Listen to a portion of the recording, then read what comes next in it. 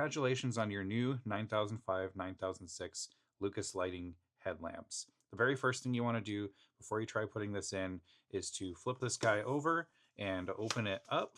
You're going to see an Allen wrench right there. You're not really going to need that for anything, but this is what you're looking for right here, the silicone O-rings. We're going to talk about these, how these go on, and which one you need. The very first thing you want to do is take the halogen bulb that you removed and identify it by looking at the back of it. This one is a 9005 HB3.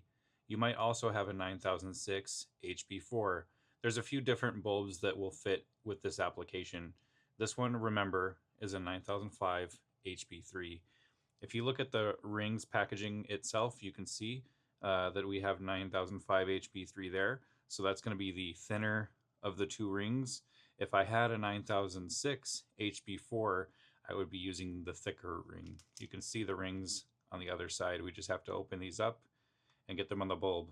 Okay, since we're replacing a 9005 HB3, we're going to take the smaller of those rings and we're going to just put it right up on the bulb here. So just go right through there and get it right on this here.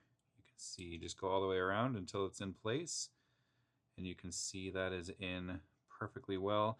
And if you compare that to the factory bulb, it's a very similar size ring. So we have one more tip.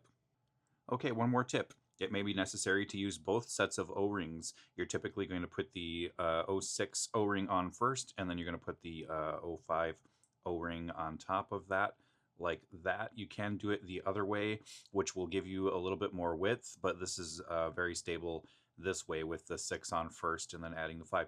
This happens typically in Honda and Acura vehicles from the 90s and early 2000s. It's the most common place you'll see it is in Japanese vehicles.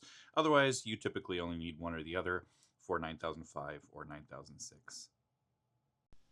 Any additional questions?